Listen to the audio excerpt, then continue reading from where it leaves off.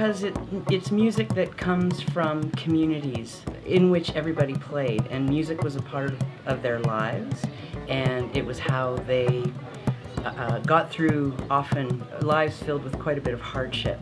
And you know, back in the day, in the places where this music came from, as I said, everybody did it. And so I think there's a soul connection there, that it touches on what the human experience is. Because we all, you know, no matter how good our lives are, we all struggle in some way or another. And I think it just speaks to people because of that. I think it just gets to the heart of what it is to be alive.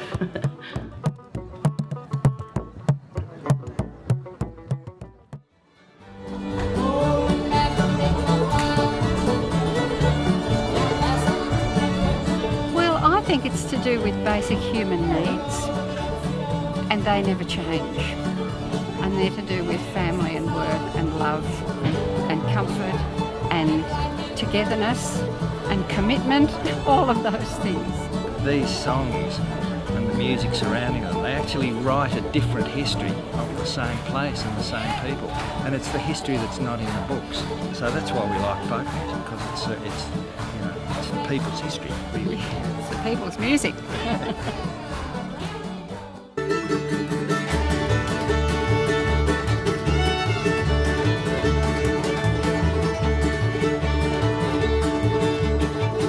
I don't know, I guess people like the honesty and just getting back to the roots of where popular music and that sort of came from.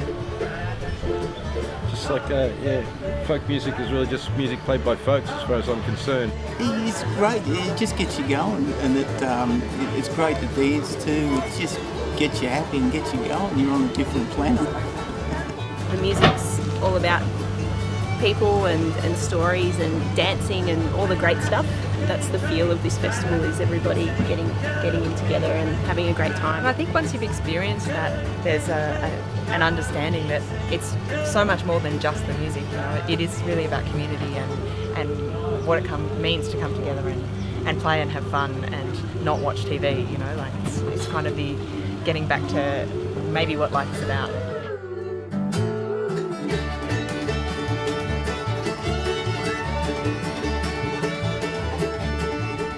For me, it was for the dancing. Originally it was bush dancing, and it's gone from bush dancing to old timey to bluegrass. It's all just good fun. And I like to have a jam every now and then, late nights or early mornings. I think there's a participatory kind of air to it, a bit like gospel or choir singing.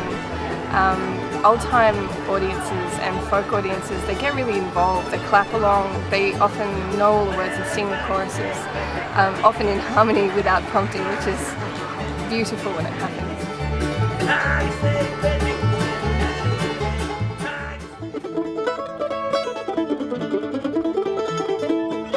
There's an interesting theory about the stories that each instrument has.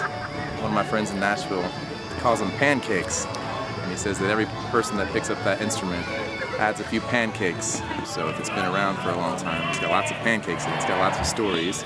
And it's true, each tune and each person is going to exert their own influence, molecularly, over the structure of the wood and the resonance of the instrument. Sally plays a 5-string fiddle, and her 5-string fiddle has a lot of stories, but she tells a story about the black fiddle, which Vincent Bradley lends out to people occasionally. He never sells it or hires it. He only gifts it to people who want to learn the instrument. A lot of musicians say that at night, when you're in bed, you can hear the fiddle singing to itself. It knows so many songs, it's so old. With the washboard, I started off just with the plain washboard, and then I added a wood block, and then I thought, a cymbal would be good. A couple of bike bells, 3 horns, 2 cymbals, duck callers. It's starting to get a bit too heavy. So as I get older, I'll probably take things off to make it a bit lighter.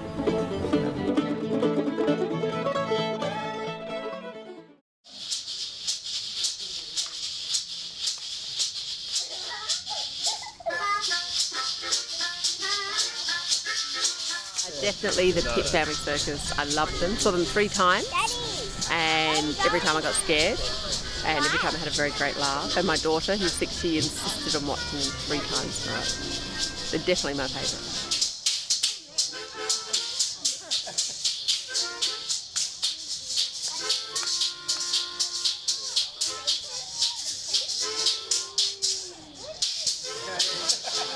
We came from Spain to this festival.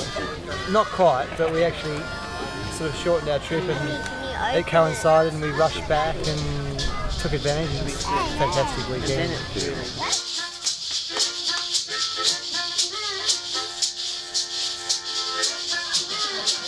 But every time I come, I think, wow, this is such an amazing, different part of the world. And it's great to be on the mountaintop.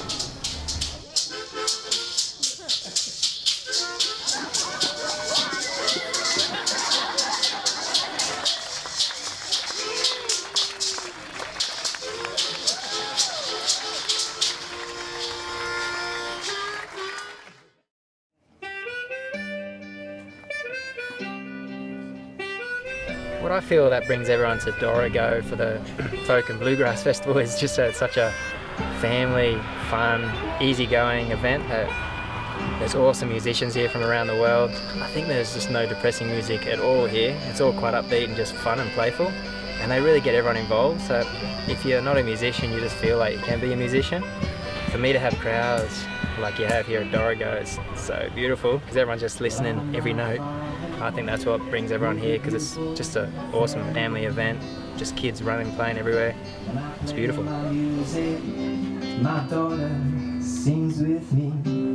Yeah, we sing. La la, la la, la la.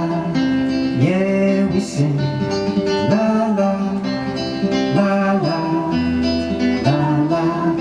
I'm gonna keep doing that so sweet. La la.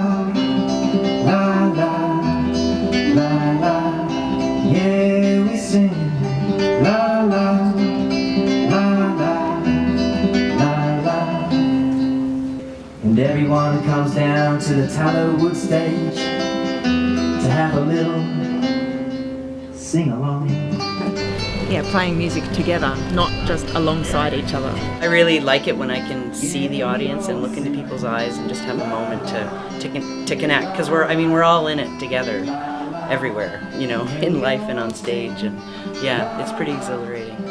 La la, la la, for the next 20 minutes. There was a jam last night, and we're staying probably 2 k's away. I could hear it from where we were staying. There were so many people involved. When you're in that moment, it feels perfect. You know, you feel like everybody's connected and experiencing kind of the exact same thing.